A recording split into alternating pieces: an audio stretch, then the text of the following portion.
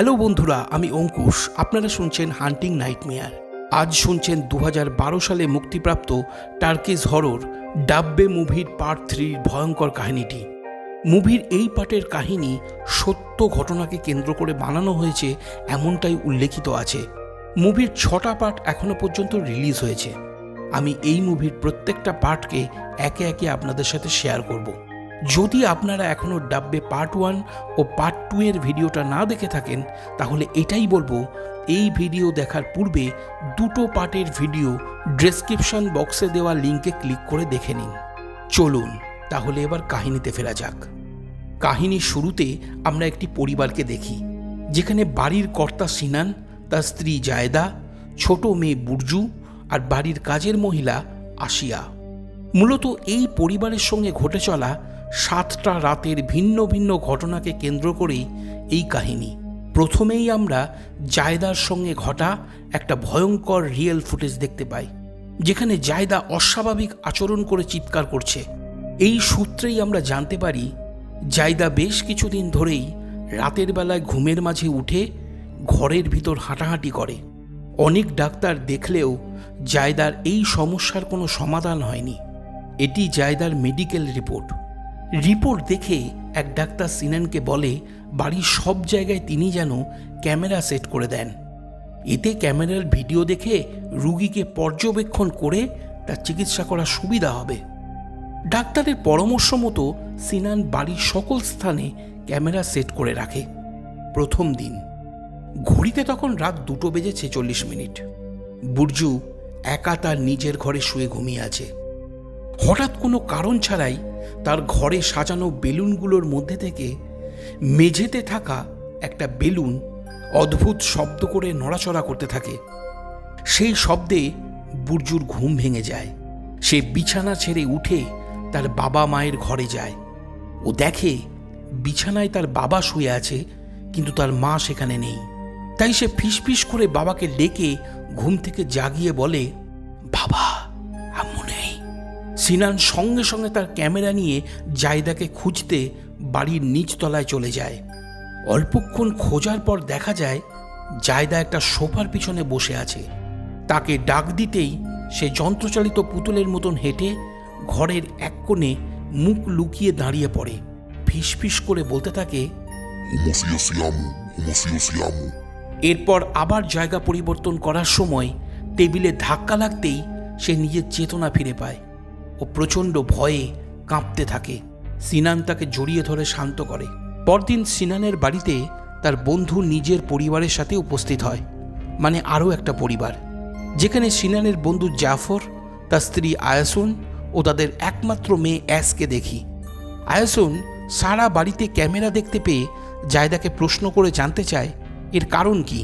উত্তরে জায়দা বলে সে ঘুমের মধ্যে উঠে হাঁটাচলা করে, তাই ডাক্তার বলেছে ক্যামেরার মাধ্যমে রেকর্ড হওয়া ভিডিও দেখে পর্যবেক্ষণ করে চিকিৎসা করবেন।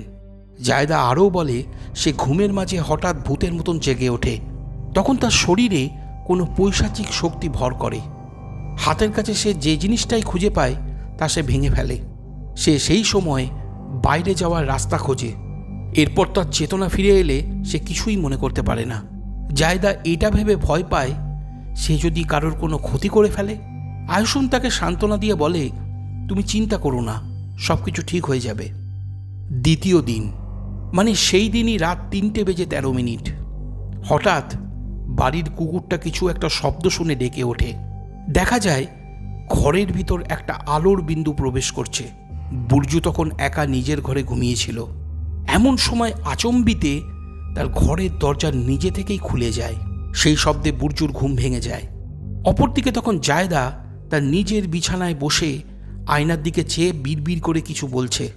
সিনানের ঘুম ভাঙতেই সে জায়দাকে বসে থাকতে দেখে আবার তাকে শুইয়ে দেয়। ঠিক সেই মুহূর্তে ঘরের বাইরে একটা শব্দ হয়।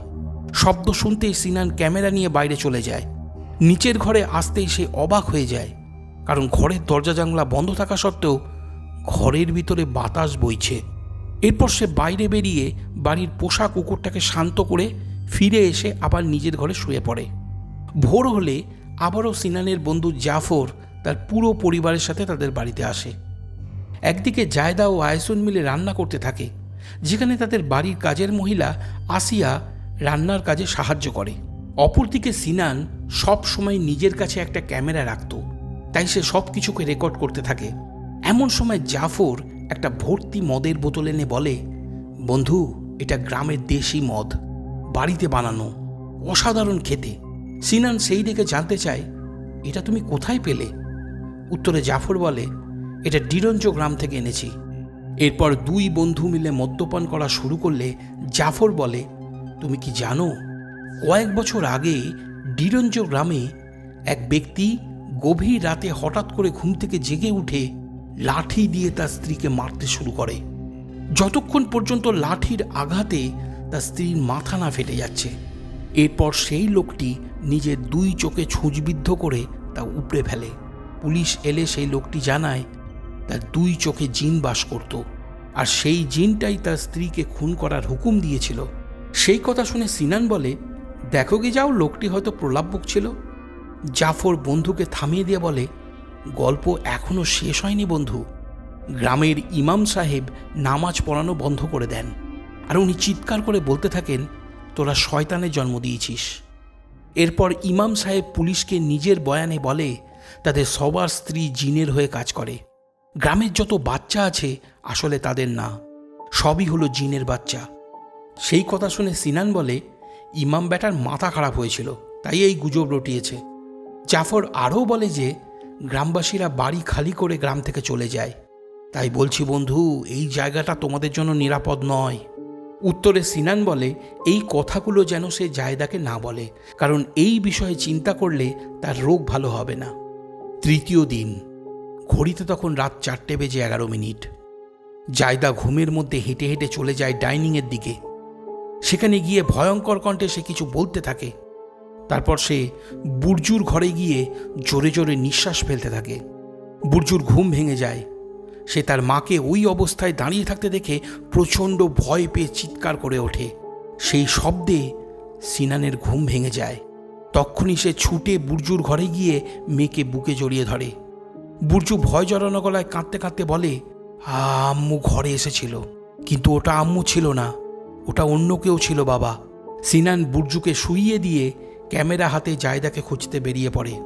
খুঁজতে গেলে সে দেখে জায়দা ডাইনিং রুমে থাকা বড় আয়নার কাছে হেলান দিয়ে দাঁড়িয়ে আছে। সিনান জায়দাকে নাম ধরে ডেকে বলে, এখানে কি করছো? চলো শুতে যাবে। জায়দা তখন বলে, তুমি মরবে। এই কথা বলে সে সিনানের দিকে কিছুক্ষণ ভয়ঙ্করভাবে তাকিয়ে থাকে। তারপর হেঁটে সে নিজের ঘরে গিয়ে শুয়ে পড়ে। পরদিন সিনান জায়দাকে কিছুটা স্বাভাবিক করে তুলতে তার সঙ্গে রোম্যান্টিক আচরণ করতে থাকে। অপরদিকে বুর্জু তখন তার মায়ের উপর রাতের ঘটনায় ভীত হয়ে রয়েছে। সে তার মাকে দেখলেই দূরে চলে যায়। জায়দা তখন বুর্জুকে বুঝিয়ে বলে, ডাক্তার চাচু বলেছে এটা সাধারণ একটা রোগের মতন শোনা, কিছুদিন ওষুধ খেলেই ভালো হয়ে যাবে। বুর্জু তখন প্রশ্ন করে, রাতে তোমার সাথে কে থাকে আম্মু?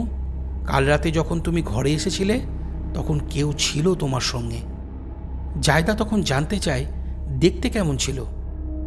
কালো, অনেক লম্বা, তোমার পিছনে সে দাঁড়িয়েছিল। এই কথা শুনে জায়দা বেশ চিন্তিত হয়ে ভাবতে থাকে কে হতে পারে। এদিকে দেখা যায় জাফর আবারও তাদের বাড়িতে এসেছে। সে সিনানকে ল্যাপটপে একটা অনলাইন বই দেখায়, যার নাম আজাজিল, মানে শয়তানের বই। বইটা স্পেনের আন্দালুসিয়ান ভাষায় লেখা হয়েছিল। বইয়ের সব কপি পুড়িয়ে ফেলা হয়, একমাত্র কপিটা রয়েছে কর্ডোবা জাদুঘরে। এই কারণে বইটা আজ অবৈধ। এর লেখক ইবনে জুহাস নামে এক জিন। এই কথা শুনে সিনান বলে, তুমি আমার সঙ্গে মজা করছো? না না বন্ধু, এটা সত্যি, সেই কারণেই তো বইটা আজ নিষিদ্ধ।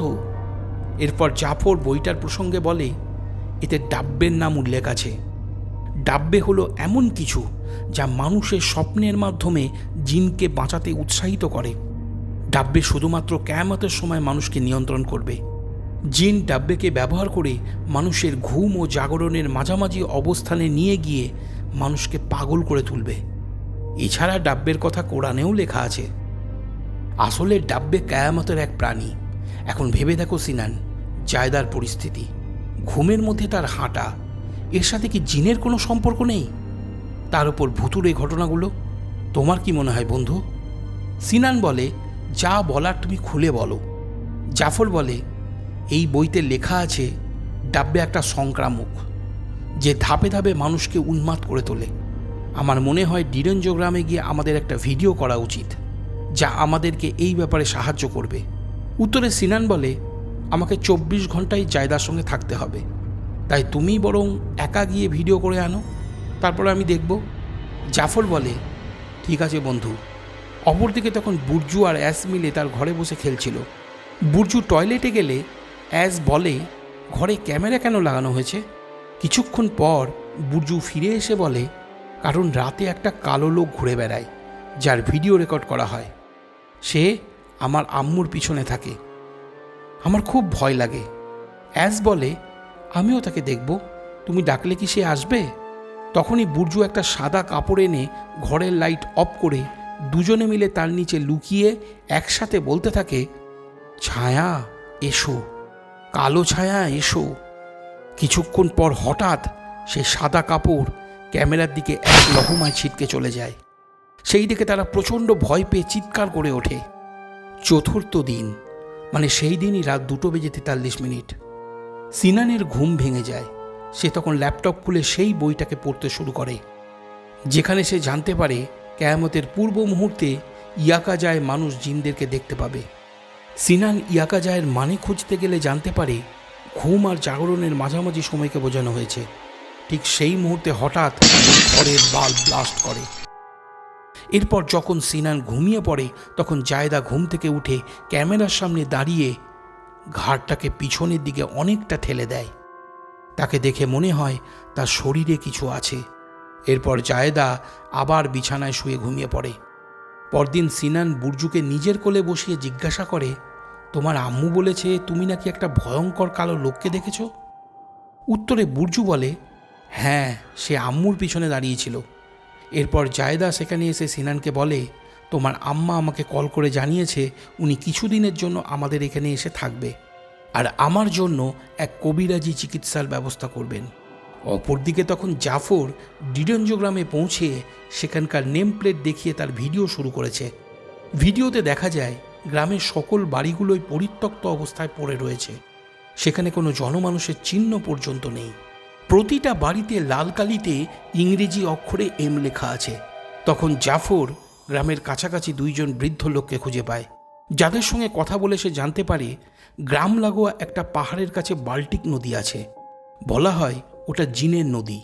শোনা যায় একজন পোয়াতি মেয়ে তার শাশুড়ির সাথে মাঝরাতে ওই নদীতে গিয়ে ঝগড়া করছিল। তখন হঠাৎ করে গর্ভের উপরে একটা ঘোড়ার পা উঠে যায়। তখন জিন মেয়েটিকে ঘোড়ার লেজের সাথে বেঁধে দেয়। তারপর ঘোড়াটা পাগলের মতন দৌড়ে বেড়ায় পুরো এলাকা জুড়ে। এরপর গ্রাম থেকে 7 জন লোক হারিয়ে যায়, যাদেরকে জিনে ধরেছিল। এরপর জাফর এম লেখার কারণ জানতে চাইলে তারা বলে, এম মানে হলো মজনু। যে মানুষকে জিনে ধরে তাকে মজনু বলা হয়। এরপর ওই লোক দুটো জাফরকে ওখান থেকে চলে যেতে বলে, কারণ জিন যে কোনো সময় আক্রমণ করতে পারে। এদিকে তখন বুর্জু আর অ্যাস কথা বলছিল। এমন সময় তারা একটা শব্দ শুনতে পায়। বুর্জু বলতে থাকে, এখান থেকে চলে যান, আমরা ভয় পাচ্ছি। ঠিক সেই মুহূর্তে অ্যাস কোনো অদৃশ্য শক্তির দ্বারা প্রভাবিত হয়ে শূন্যে ভেসে ওঠে। অল্পক্ষণ পর সেই অশুভ শক্তি অ্যাসকে মেঝেতে আছড়ে ফেলে। তাদের চিৎকার শুনে আইসুন সেখানে ছুটে আসে, আর সে ক্যামেরায় কিছু দেখতে পেয়ে তার দিকে এগোতে গেলে আচম্বিতে ছিটকে দূরে পড়ে যায়। অপরদিকে রাত নেমেছে। জাফর তখন ডিরেঞ্জোগ্রামে ঘুরে বেড়াচ্ছে। গ্রামের সর্বত্র জায়গায় সেই এম লেখা চোখে পড়ছে। সে খোঁজ খবর করতে আরও কিছু মানুষের সঙ্গে কথা বলে। একজন ভদ্রমহিলা জানায়, উনি যখন ডিরেঞ্জোগ্রামে বাস করতেন তখন দেখেছিলেন এক মধ্য রাতে গ্রামের সকল কুকুরগুলো মিলে একসাথে অন্য একটা কুকুরের উপর ঝাঁপিয়ে পড়ল, আর সেই কুকুরটাকে কামড়ে খেতে থাকলো। এরপর কুকুরগুলো একটা বাড়িতে ঢুকে যায়। আমি তখন লুকিয়ে দেখি বাড়ির ভিতর কালো কিছু একটা ছিল, অনেকটা ধোঁয়ার মতো নড়াচড়া করছিল। এরপর আমি আমার স্বামীকে ডাকি। উনি বাড়ির ভিতরে দেখতে গেলে চিৎকার করে বের হয়ে আসেন। তখন থেকে ওনার বাম দিক প্যারালাইজ। আরও একটা কথা বলি, সেই কুকুরগুলো যে যে বাড়িতে ঢুকেছিল সেই সব বাড়িতে এম লেখা ছিল। এরপর জাফর গ্রামের এক পথ চলতি মানুষকে দাঁড় করিয়ে ডিরেঞ্জ গ্রাম সম্পর্কে প্রশ্ন করলে উনি বলেন ওখানে জিনের বাস, ওই গ্রামের দিকে যাবেন না। সবার শেষে জাফর চলে যায় সেই লোকটির বাড়িতে, যে লোকটি নিজের স্ত্রীকে লাঠি দিয়ে পিটিয়ে মেরে ছুঁচ দিয়ে নিজের চোখ উপড়ে ফেলেছিল। একা একাই সে ঘুরে বাড়ির প্রতিটা ঘরের ভিডিও করতে থাকে। কিছুক্ষণ পর ঘরগুলোর মধ্যে থেকে অদ্ভুত কিছু শব্দ হতে থাকে। জাফর তখন অনুভব করে সেই পরিত্যক্ত ঘরগুলোর মাঝে সে শুধু একা নয়, বরং সেখানে আরও কেউ আছে। ঘরগুলো অনেকটা কবরের মতন। অল্পক্ষণ পর তার সামনে একটা কালো বেড়াল চলে আসে। এরপর সে একটা আলমারি খুললে অনেকগুলো ছবি দেখতে পায়। তার মধ্যে একটা ছবি বড়ই অদ্ভুত ছিল। মানুষের বাচ্চার মতন দেখতে হলেও মানুষ নয়, সাপ কিংবা বাঁদরের মতন জঘন্য দেখতে। পঞ্চম দিন, মানে সেই দিনই রাত 3:53 সিনান ও জায়দা তাদের নিজের ঘরে ঘুমিয়ে আছে। অপরদিকে বুর্জুর ঘরে একটা খেলনা হেলিকপ্টার হঠাৎ করে উঠতে শুরু করে। বুর্জু অবাক চোখে চেয়ে তা দেখতে থাকে। এমন সময় আচম্বিতে একটা বেলুন শব্দ করে ফেটে যায়। বুর্জু ভয়ে চিৎকার করে ওঠে। সঙ্গে সঙ্গে সিনানের ঘুম ভেঙে যায়। সে ছুটে এসে বুর্জুকে শান্ত করে আবারও ঘুম পাড়িয়ে দেয়। এদিকে সেই সময় জায়দা ঘরের মধ্যে হাঁটাহাঁটি শুরু করে দিয়েছে। সিনান সেদিনও ক্যামেরা হাতে জায়দাকে খুঁজে বেড়াচ্ছে। এরপর সে রান্নাঘরে গেলে দেখতে পায় একটা রক্তমাখা ছুরি পড়ে আছে। সে ভয় পেয়ে জায়দার নাম ধরে চিৎকার করে ডাকতে থাকে। অনেক খুঁজে অবশেষে জায়দাকে বাড়ির ডাইনিং রুমে সেই আয়নার কাঁচে হেলান দেওয়া অবস্থায় উদ্ধার করে। জায়দা নিজের হাত কেটে রক্ত দিয়ে আয়নার কাছে এম লিখেছে। সেই দেখে সিনান একটা কাপড়ের টুকরো দিয়ে জায়দার হাত বেঁধে দেয়। এরপর জায়দা নিজের ঘরে গিয়ে আবার শুয়ে পড়ে। পরদিন ভোর হলে জাফর ফিরে আসে। তখন সিনান গত রাতের ভিডিওটা তাকে দেখায়, যেখানে জায়দা নিজের হাত কেটে ইংরাজিতে এম লিখেছিল। জাফর সেই ভিডিও দেখতেই বলে ওঠে, আল্লাহ গো, আমি তোমাকে এটাই দেখাতে চাইছিলাম। বিশ্বাস করো, আমি ডিরেঞ্জ গ্রামে প্রতিটা বাড়িতেই এই এম লেখা দেখেছি। যে বাড়ির লোককে জিনে ধরে তাদের বাড়িতেই এটা লেখা থাকে। এরপর জাফর তার ক্যামেরাতে রেকর্ড করা ভিডিওগুলোকে দেখাতে থাকে, যা দেখে দুজনেই বেশ অবাক হয়ে যায়। জাফর সিনানকে বলে, আমাদের কারো সাহায্য লাগবে। ষষ্ঠতম দিন, মানে সেই দিনই রাত 4:43। সিনান ও জায়দা তাদের ঘরে ঘুমিয়ে আছে। হঠাৎ বাথরুম ও ঘরের দরজাটা একসাথে নড়ে ওঠে। অপরদিকে তখন বুর্জু জায়দার মতোই ঘুমের মধ্যেই হেঁটে বেড়াচ্ছে। একসময় সে কতকগুলো সাদা কাগজ নিয়ে একের পর এক সমস্ত কাগজে ইংরেজিতে এম অক্ষরটা লিখতে থাকে। মুহূর্তের মধ্যেই শত শত কাগজে এম লিখে ভরিয়ে দেয়। তারপর কিছুক্ষণ সেখানে বসে দুলতে থাকে। তারপর সে নিজের ঘরে গিয়ে আবার শুয়ে পড়ে। পরদিন সিনানের ঘুম ভাঙলে সে যখন সারা বাড়িতে শত শত কাগজে এম লেখা দেখে, তখন সে বুর্জুকে প্রশ্ন করে জানতে চায় সে কেন এমন করেছে। উত্তরে বুর্জু বলে সে এসব করেনি। সিনান তখন মনে করে বুর্জু মিথ্যা কথা বলছে, তাই সে বলে, ঘরের ভিতর ক্যামেরা সেট করা আছে বুর্জু, তাই তুমি মিথ্যা বললে ধরা পড়ে যাবে, তাই সত্য বলো। এবার বুর্জু চিৎকার করে বলে ওঠে, আমি করিনি। সন্ধ্যার পর জাফর আর আয়াসন মিলে সিনানের বাড়িতে আসে। তখন সিনান জায়দা আর বুর্জুকে নিয়ে বেরিয়ে পড়ে সিনানের আম্মাকে রিসিভ করার জন্য। তারা চলে গেলে জাফর সারা বাড়ির প্রতিটা ঘর ঘুরে দেখতে থাকে। একসময় সে বুর্জুর ঘরে গেলে ক্যামেরাটা খুলে নিয়ে বলতে থাকে, কি চাও এই বাড়ি থেকে? তুমি শুনতে পেলে কোনো ইশারা দাও। ঠিক সেই মুহূর্তে সেখানে আয়াসুন এসে বলে, কি করছো তুমি? উত্তরে জাফর বলে, আমি জিনের সঙ্গে কথা বলার চেষ্টা করছি। আয়াসুন তখন বলে, কি শুরু করলে? ক্যামেরা বন্ধ করো। ঠিক সেই মুহূর্তে অদ্ভুত কণ্ঠে জিন কিছু বলে উঠে আয়াসুনকে চুলের মুঠি ধরে টেনে নিয়ে যেতে থাকে। জাফর কোনোভাবেই তাকে ধরে রাখতে পারে না। এরপর সে ছাড়াবার চেষ্টা করলে তাকেও জিনে টেনে নিয়ে যায়। কিছু সময় ধরে ধস্তাধস্তির পর তারা দুজনে মিলে একটা ঘরে ঢুকে দরজা বন্ধ করে দেয়। আয়াসুন ভয়ে তখনও কান্নাকাটি করতে থাকে। জাফর তখন ক্যামেরা রেখে আয়াসুনকে জড়িয়ে ধরে। কিছুক্ষণ পর জাফর আবার ক্যামেরাটাকে বুর্জুর ঘরে আগের মতনই সেট করে ঘর থেকে চলে যায়। এর মাঝেই সিনান তার আম্মুকে সঙ্গে করে বাড়িতে ফিরে আসে।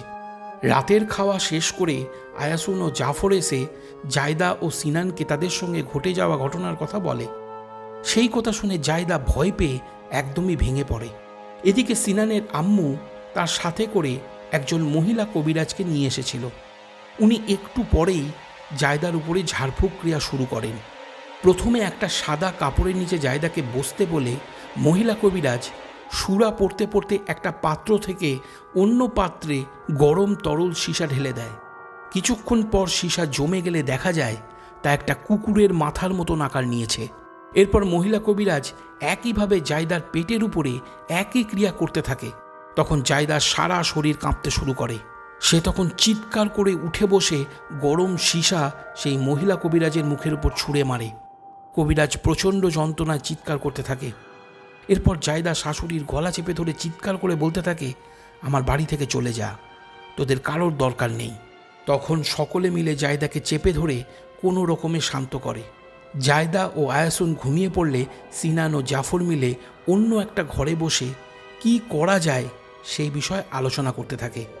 সপ্তম রাত, ঘড়িতে তখন 2:59। বুরজু তার বিছানায় ঘুমিয়ে আছে আর সোফায় বই হাতে বসে ঘুমাচ্ছে আয়াসুন।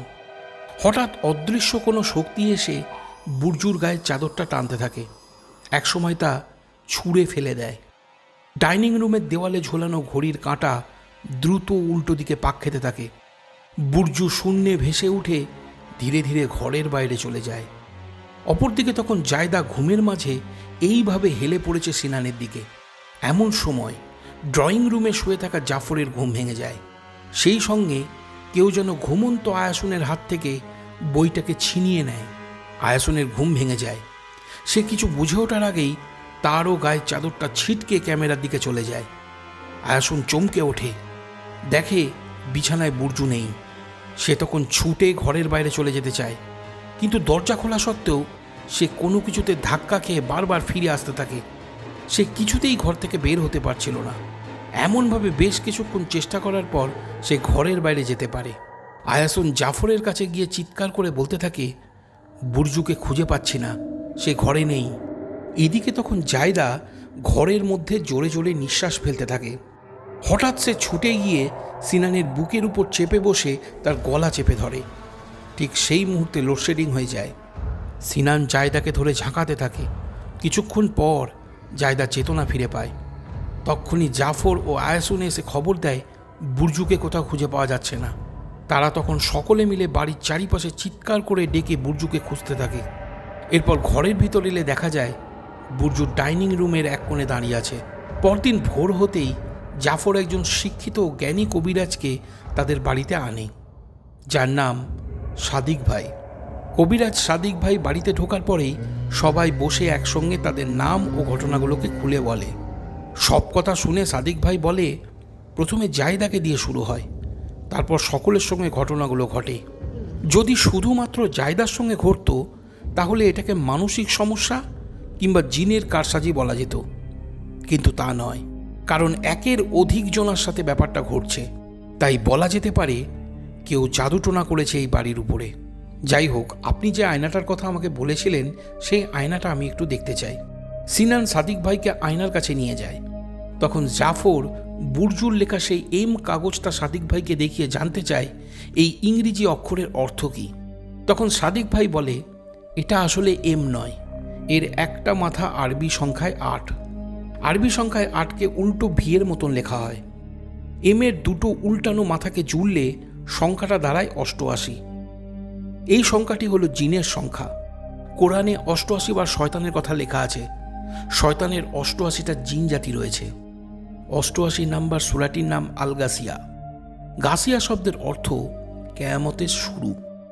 এই সময় শয়তানের উপাসকেরা এইগুলোকে সব জায়গায় লিখে রাখবে। জায়দা তখন জানতে চায় জাদুটোনার সঙ্গে শয়তানের সম্পর্ক কি। সাদিক ভাই বলে, জাদুটোনার অর্থ হচ্ছে শয়তানের উপাসনা করা। কালা জাদু শয়তানের দ্বারাই সৃষ্টি হয়েছে।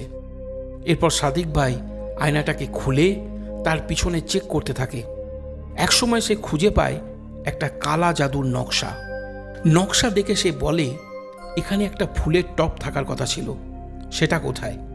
তখন জায়দা বলে, টব থেকে বাজে দুর্গন্ধ বের হচ্ছিল, তাই বাইরে রেখে এসেছি। এরপর সাদিক ভাই ফুলদানি থেকে ফুলের গাছগুলোকে তুলে নিতেই দেখে টবের নিচে বিভিন্ন প্রাণীর চোখ ও ছোট ছোট পুতুল পলিথিনে মুড়িয়ে রাখা হয়েছে। এছাড়া কিছু পচা শূকরের মাংসও আছে। জায়দা সেই দেখে সিনানকে জড়িয়ে ধরে বলে ওঠে, কে করলো এইসব আমাদের সাথে? আমাদের এত বড় শত্রু কে আছে? এরপর সাদিক ভাই সেই জিনিসগুলোকে নিয়ে ঘরের ভিতরে গিয়ে একে একে কালা জাদুগুলোকে ভাঙতে থাকে। সে তখন আরও একটা নকশা খুঁজে পায়, যা দেখে আবারও ঘরের ভিতর কিছু খুঁজতে থাকে। অল্পক্ষণ পর দেওয়ালে একটা হাতের মতন শোপিসকে ঝুলে থাকতে দেখে। সেটাকে খুলে নিয়ে সাদিক ভাই জানতে চায় এটা এখানে কে ঝুলিয়ে রেখেছে। উত্তরে কেউ কিছুই বলতে পারে না। তখন সাদিক ভাই বলে, এটা যে এখানে ঝুলিয়ে রেখেছে সেই আসলে কালা জাদুটা করেছে, এর সাথে বাকিগুলো যুক্ত আছে। এই জাদুর নাম হামসা জাদু। এই জাদুতে মানুষ ধীরে ধীরে পাগল হয়ে যায়। যাই হোক, আপনারা ছাড়া আর কারা এই বাড়িতে আসে? সিনান বলে, কাজের বুয়া। সেই কথা শুনে সাদিক ভাই বলে, তাহলে এটা উনার কাজও হতে পারে। মনে রাখবেন, এই কাজটা এমন কেউ করেছে যে আপনাদের বাড়িতে আসা যাওয়া করে ও আপনাদের আপন। জায়দা তখন বলে, আসিয়া খুবই ভালো মানুষ, সে কেন এমন করতে যাবে? তার সাথে আমাদের কোনো শত্রুতা নেই।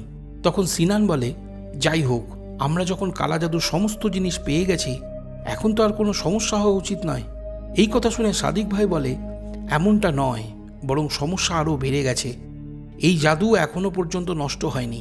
এই মুহূর্ত থেকে এই জাদুর মাধ্যমে সবচেয়ে শক্তিশালী জিনকে আহ্বান করা হচ্ছে পাল্টা আক্রমণ করার জন্য। এই জাদু কেবলমাত্র সেই স্থানেই নষ্ট করা সম্ভব যে স্থানে জাদুকর শয়তানের সাথে এই জাদু চুক্তি করেছে। তাই আমাদেরকে প্রথমে আসিয়াকে খুঁজে বার করে সেই স্থানে পৌঁছিয়ে জাদুটা নষ্ট করতে হবে। জাফর সাদিক ভাইকে সঙ্গে করে আসিয়ার বাড়ির দিকে রওনা হয়ে যায়। রাত তখন গভীর। আসিয়ার বাড়ির সামনে পৌঁছে তারা দেখে বাড়ির সদর দরজায় এম লেখা আছে। বাড়ির ভিতরে ঢুকলে তারা সেখানে কাউকেই দেখতে পায় না। প্রতিটা ঘর অগোছালো। এরপর তারা আসিয়ার ঘরে প্রবেশ করলে দেখে সেখানে অসংখ্য প্রাণীর হাড়গোড় ও কালা জাদুর উপকরণ বিছানার উপর ছড়িয়ে ছিটিয়ে পড়ে আছে। পচা দুর্গন্ধে গা গুলিয়ে ওঠার অবস্থা। ঘরের চারিপাশে কালা জাদুর নকশা ও ছবি ঝুলে আছে। এমনকি জায়দার ছবিও সেখানে পাওয়া যায়। সেই দেখে সাদিক ভাই বলে, এটা ডাইনির বাড়ি। এমন সময় জাফর ডিরঞ্জ গ্রামে দেখা সেই ছবির মতন আরও একটা ছবি খুঁজে পায়, যা দেখে সে সাদিক ভাইকে জিজ্ঞাসা করে, এটা কি প্রাণী? সাদিক ভাই ছবি হাতে নিয়ে গম্ভীরভাবে বলে, এখন আমি বুঝতে পেরেছি, এটা জিনের বাচ্চা। মানে এর বাবা হলো জিন আর মা মানুষ। এই ছবি যখন এখানে পাওয়া গেছে তখন বোঝা যাচ্ছে আসিয়ার স্বামী জিন। বছর কয়েক আগে এক মহিলা একটা শিশুর জন্ম দেয়, কিন্তু বাচ্চাটা ছিল অর্ধেক মানুষ আর অর্ধেক জিন। কৃষকেরা বলে বাচ্চাটির মা একজন নারী আর বাবা একজন জিন। বাচ্চাটিকে জ্যান্ত পুঁতে ফেলা হয়। এরপর আসিয়া ও তার জিন স্বামী মিলে কৃষকদেরকে পাগল করে দেয়। জাফর তখন জানতে চায়, তাহলে আসিয়া কেন জায়দার উপর হামসা জাদু করবে? উত্তরে সাদিক ভাই বলে, এটা হামসা জাদু নয়, বরং এটা কিয়ামতের জাদু, অমরত্বের জাদু। আমরা ফাঁদে পড়ে গেছি জাফর। সঙ্গে সঙ্গে আসিয়া কোথা থেকে এসে সাদিক ভাইকে পিছন থেকে আঘাত করে সেখানেই মেরে ফেলে। জাফর সেখান থেকে পালাতে গেলে তাকে জঘন্যভাবে হত্যা করে। অপরদিকে তখন সিনান, জায়দা ও আয়াসুন মিলে বাড়ি থেকে বারবার জাফর ও সাদিক ভাইকে কল করছিল, কিন্তু কোনোভাবেই নেটওয়ার্ক পাচ্ছিল না। এমন সময় বাড়ির সব আলো অফ হয়ে যায়। সিনান বাড়ির সার্কিট বোর্ড চেক করতে গেলে দেখে সেখানে সব কিছুই ঠিক আছে। এরপর সে ফিরে এসে দেখে বাড়িতে কেউ কোথাও নেই। সে তখন তার ক্যামেরা লাইট অন করে সব জায়গায় খুঁজতে থাকে। বুরজু, আয়াসুন, জায়দা কেউ কোথাও নেই। সে নিজের ঘরে গেলে দেখে বিছানা রক্তে ভেজা। সিনান পাগলের মতন হয়ে সারা বাড়িতে ছুটতে থাকে। ডাইনিং রুমে পৌঁছালে সে দেখে সেই আয়নার সামনে অনেকগুলো রক্তমাখা পুতুল পড়ে আছে, আর আয়াসুন ঘরের এক কোণে বসে আছে। কাছে যেতেই আয়াসুন বীভৎস রূপ নিয়ে সিনানকে আক্রমণ করে। সিনান কোনো রকমে পালিয়ে উপরের ঘরে চলে যায়। সে দেখে বুরজু একটা আলমারির মধ্যে লুকিয়ে কাঁদছে। বুরজুকে বুকে জড়িয়ে ধরে সিনান পুলিশকে কল করে আসতে বলে। এরপর দেখা যায় জায়দা ঘরের এক কোণে দাঁড়িয়ে আছে। কিছু বুঝে ওঠার আগেই জায়দা সিনানের উপর ঝাঁপিয়ে পড়ে। সিনানের হাত থেকে ক্যামেরা ছিটকে মাটিতে পড়ে যায়। ক্যামেরায় দেখা যায় অদৃশ্য কেউ যেন সিনানকে টেনে নিয়ে যাচ্ছে। সে আপ্রাণ চেষ্টা করেও নিজেকে বাঁচাতে পারছে না। অল্পক্ষণ পর সেই অদৃশ্য শক্তি সিনানের ঘাড় মটকে দিয়ে তাকে টেনে নিয়ে যায়। তারপর আসিয়াকেও সেখানে আসতে দেখা যায়। বুর্জু আসিয়াকে দেখে বলে ওঠে, আসিয়া খালা, আমার আম্মু কোথায়? ঠিক সেই মুহূর্তে আসিয়া বুর্জুর ঘাড় মটকে দিয়ে তাকে ঘরের মেঝেতে ফেলে দেয়। তারপর ক্যামেরাটা নিজের হাতে তুলে নিয়ে সেই দিকে চেয়ে থাকে। তার মুখ থেকে কিছু বিচ্ছিরি জিনিস বেরিয়ে আসে, যা চলে যায় জায়দার কাছে। তারপর জায়দা সেই ক্যামেরাটাকে নিজের হাতে তুলে নিয়ে তার দিকে ভয়ঙ্করভাবে চেয়ে থাকে। তখনই বাড়ির বাইরে পুলিশ চলে আসে। পুলিশের গাড়ির শব্দ শুনে জায়দা ক্যামেরাটা মাটিতে ফেলে দিয়ে সেখান থেকে চলে যায়। এরপর কেউ আর জায়দার কোনো খোঁজ পায় না। কাহিনী এখানেই শেষ হয়ে যায়। তাহলে তোমাদের কেমন লাগলো এই মুভির কাহিনীটা তোমরা আমাকে কমেন্ট করে জানিও। যদি তোমাদের আরও কোনো প্রশ্ন থাকে আমাকে জানাতে পারো। ভিডিওটা যদি পছন্দ হয়ে থাকে তাহলে লাইক ও কমেন্ট করে দিও। যদি আমার চ্যানেলে নতুন হয়ে থাকো তাহলে অবশ্যই চ্যানেলটা সাবস্ক্রাইব করে নিও। তাহলে আবার দেখা হচ্ছে আগামী ভিডিওতে। ততক্ষণের জন্য